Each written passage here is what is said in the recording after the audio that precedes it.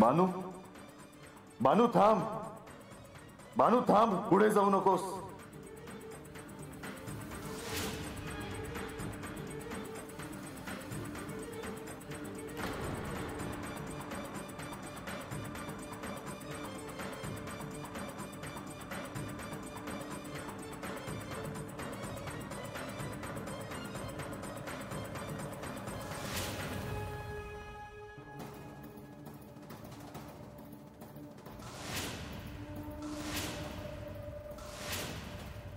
बानू, तू कुठे चालली आहेस?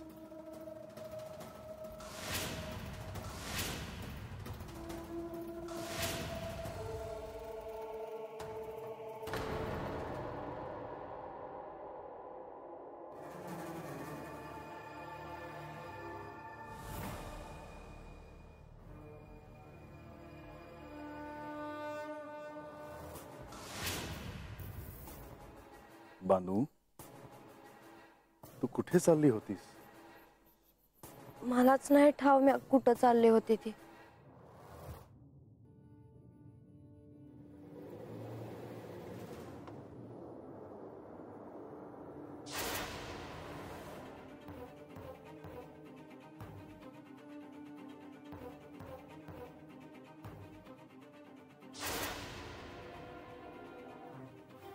अशा अवेळी तुम्ही स्वर्गलोक सोडून भूतलावर कशासाठी गेला होतात?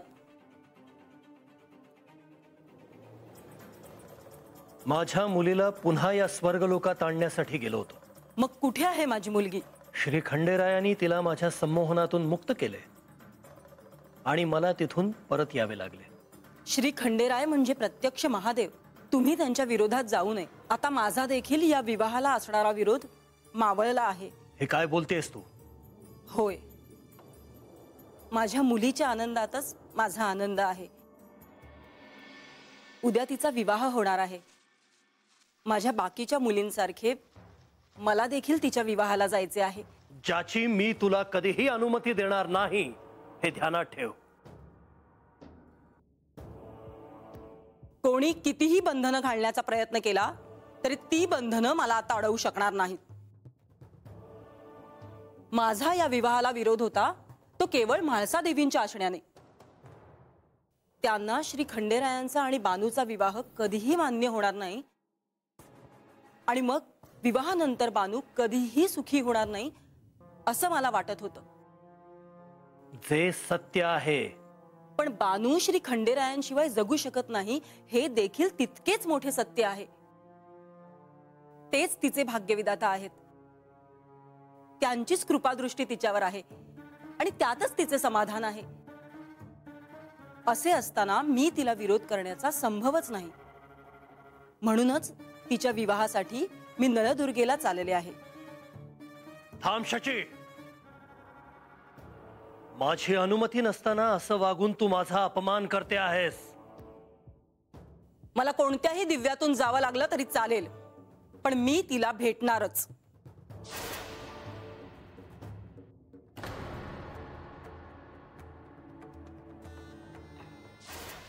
नारायण नारायण. मुनिवर तुम्ही, आणि तेही अशा अवेळी? या वेळेपेक्षा तुम्हाला वार्ता देणे मला जास्त महत्वाचे वाटले आणि म्हणूनच मी आलो आहे. अशी कोणती महत्वाची वार्ता आहे की जी सांगण्यासाठी तुम्हाला असे अवेळी जेजुरीत यावे लागले? देवी, वार्ता स्वर्गलोकाची आहे. मी आता स्वर्गलोकातूनच येतो आहे देवेंद्रांना भेटून. होय देवी, तुमची आणि देवेंद्रांची भेट झाली, पण त्यानंतर काय झाले हे जाणून घेण्याची मला उत्सुकता होती आणि त्या उत्सुकतेपोटीच मी स्वर्गलोकात गेलो होतो. काय म्हणाले देवेंद्र? नारायण नारायण. मुनिवर, कोणतेही दडपण न ठेवता, मनात कोणताही संकोच न बाळगता जे घडले आहे ते तुम्ही मला सांगा. देवी, देवेंद्रांनी तुमचा प्रस्ताव नाकारला आहे.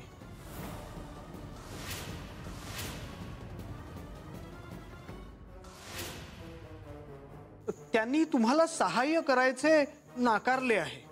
काय? होय देवी, ते तुम्हाला इथे भेटायला आले असताना तुम्ही त्यांचा अपमान केलात आणि म्हणून ते तुम्हाला सहाय्य करण्यास तयार नाहीत असं त्यांचं म्हणणं आहे. आता मला कुणाच्याही सहाय्याची आवश्यकता नाही मुनिवर.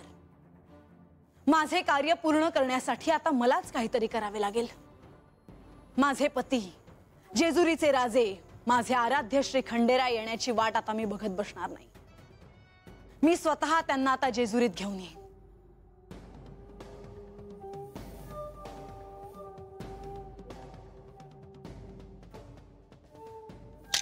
नारायण नारायण. आता श्री म्हाळसा देवी काय करणार आहेत?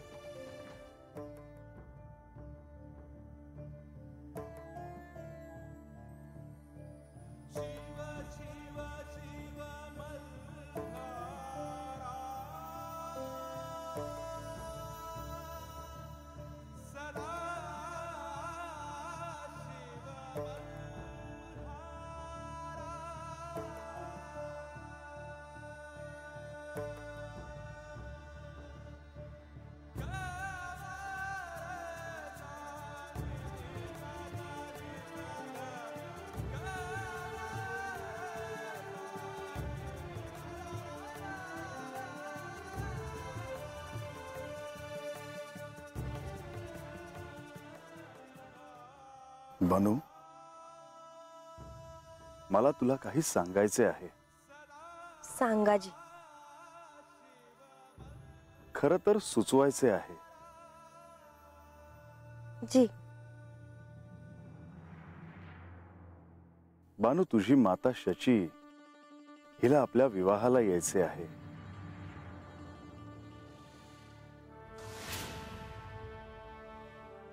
तेव्हा तू नाही म्हणू नकोस.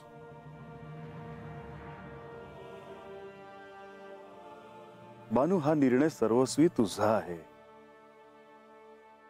मी तुझ्यावर निर्णय लादणार नाही, पण तू विचार करावास. माझ्या सुखाच्या येळेला त्यासनी यायचं आहे, पर मला टाकून जाताना कुठं गेलं होतं त्यांचं आहे. पण बानू, तुझा माझ्यावर विश्वास आहे? तेव्हा हे काय बोलणं झालं वय? अव तुम्ही म्हणलात आगीत उडी घे, तर स्वतःला झोकून देईल मी त्या आगीत. बानू, तुझ्या बाबतीत तुझ्या मातेची शची देवींची काहीच चूक नाही. पतीच्या अहंकारापुढे त्यांचे काहीच चालले नाही. बानू, क्षमा हा मोठा धर्म आहे. क्षमेने तू आणखीन समृद्ध होशील. मनात राग असेल तर तो पोखरून टाकतो आणि कुठल्याही क्षणी सर्व काही ढासळतं. बानू, तुझ्या आईला एकदा क्षमा करून बघ. प्रेमाचा बांध वाही. जे आईचे प्रेम तुला आजपर्यंत मिळाले नाही ते मिळेल. तू आनंदी होशील.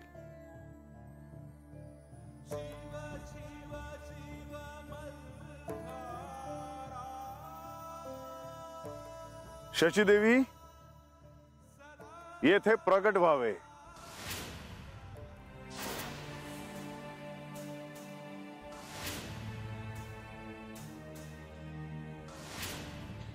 देवा, तुमच्यामुळे मला बानूला भेटता आले. तुमचे हे ऋण मी कधीही विसरणार नाही.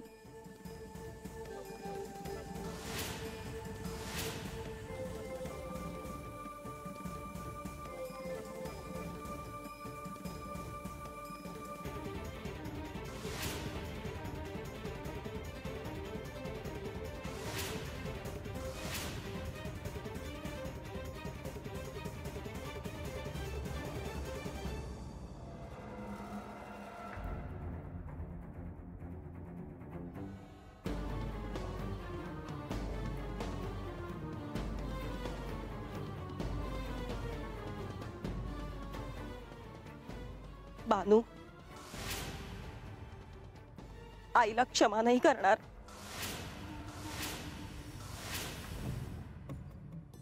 तुझ्या विवाहानंतर तुझ्या नवीन आयुष्याला सुरुवात होणार आहे.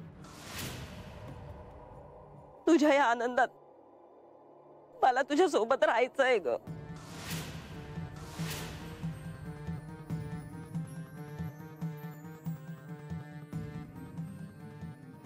मला तुझ्या विवाहाला यायचंय ग.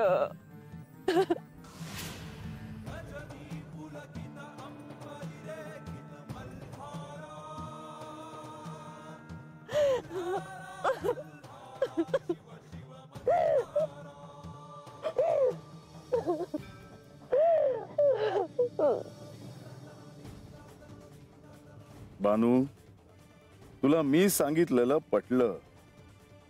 तू तुझ्या आईला क्षमा केलीस. तू आनंदी राहशील.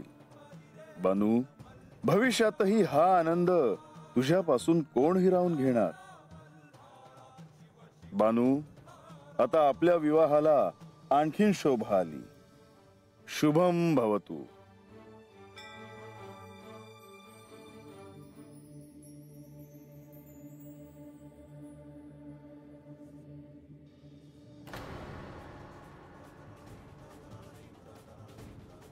स्वर्गाधिपती देवेंद्र आणि म्हाळसा यांची जेजुरीत भेट झाली खरी, पण पुढे काय झालं हे मात्र अजून कळलं नाही.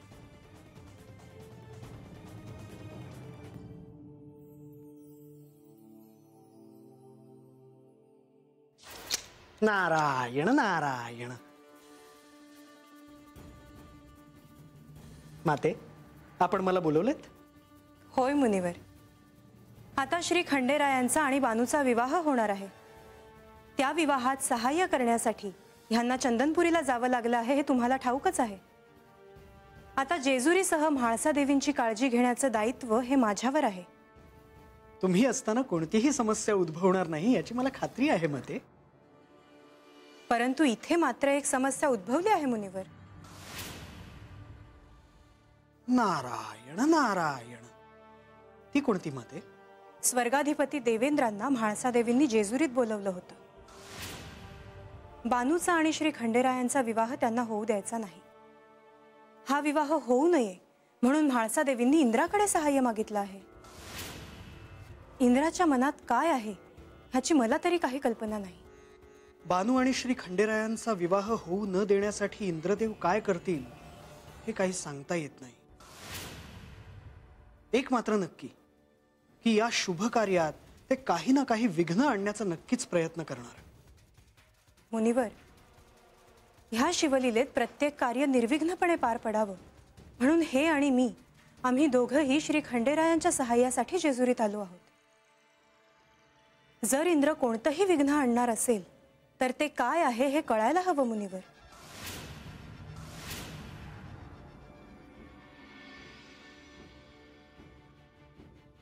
मला काय म्हणायचंय हे तुमच्या लक्षात आलं असेलच. होय माते, आले माझ्या ध्यानात. मी लवकरात लवकर स्वर्गात जाऊन इंद्रदेवांकडून काही माहिती मिळते का ते पाहतो. तसं झालं तर सर्वांनाच त्याप्रमाणे पुढील नियोजन करता येईल. होय माते, येतो मी.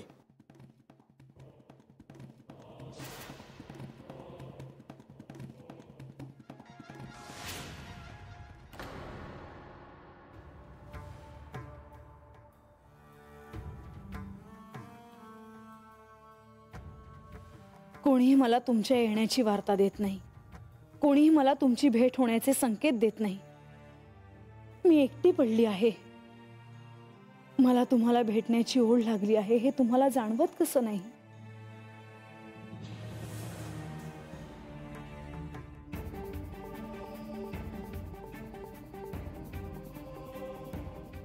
तुमचं आणि माझं नातं अभंग आहे. कोणीही कितीही ते भंग करायचा प्रयत्न केला तरीही मी ते होऊ देणार नाही. कधी एकदा उद्याचा सूर्योदय होतो आहे याची मी प्रतीक्षा करते आहे. तुम्ही मला सोडून ही जेजुरी सोडून निघून जाण्याला आता 12 वर्ष पूर्ण झाली आहेत.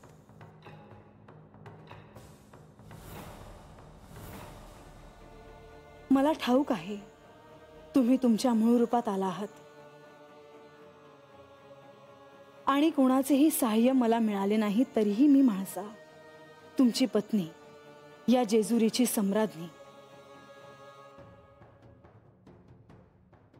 तुम्हाला मी पुन्हा जेजुरीला घेऊन येईन. उद्याच मी प्रातःसमयी तुम्हाला परत जेजुरीला आणण्यासाठी प्रस्थान करणार आहे.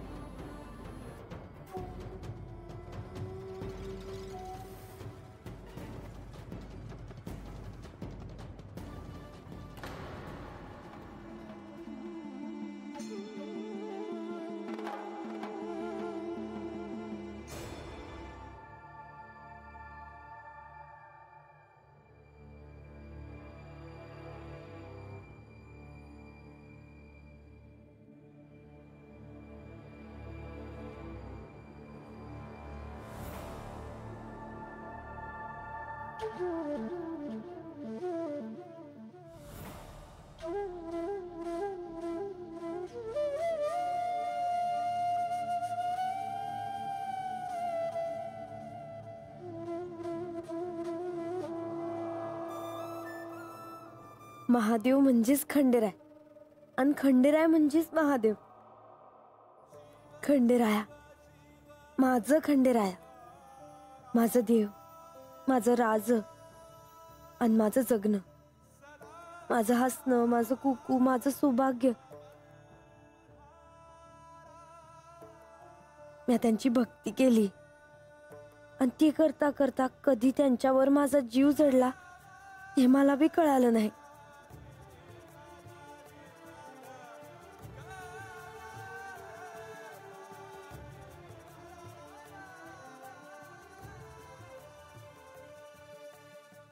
इतकी वर्ष ज्याची वाट बघितली तो दिस उद्या येणार आहे. माझं माझ्या देवासंग लगीन होणार आहे. अजून काय हवं एका भक्ताला? आता मला काय बी नग, माझ्या जन्माचं भलं झालं. आता उद्याचा दिस कधी उगवतो हाय आणि माझं देवासंग लगीन होत आहे असं झालं आहे आता मला.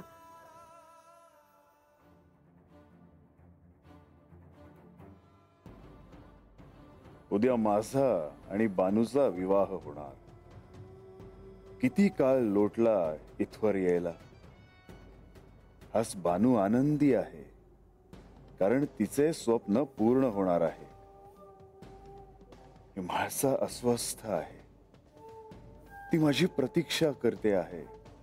पण आता जिथे सर्व उभे आहेत तिथवर येताना मला तो दिवस आठवतो जेव्हा पार्वती माझ्या समोर जयाद्रीला घेऊन आली होती. मी हिला तुमच्या साक्षीने एक वचन देते की कृतयुगा मल्हारी मार्तंड अवतारात ही तुमची अर्धभार्या होईल.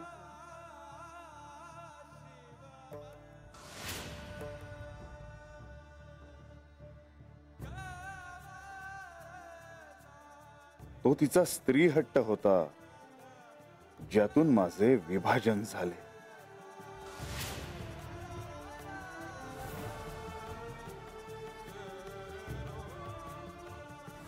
मी तिची इच्छा पूर्ण करतो आहे, पण तिला याची कल्पना नाही की जेव्हा सत्य समोर येईल तेव्हा ते स्वीकारणे किती अवघड जाणार आहे. मला जयाद्रीचे अर्थात बानूचे कौतुक करावेसे वाटते की तिने तिची भक्ती सिद्ध केली.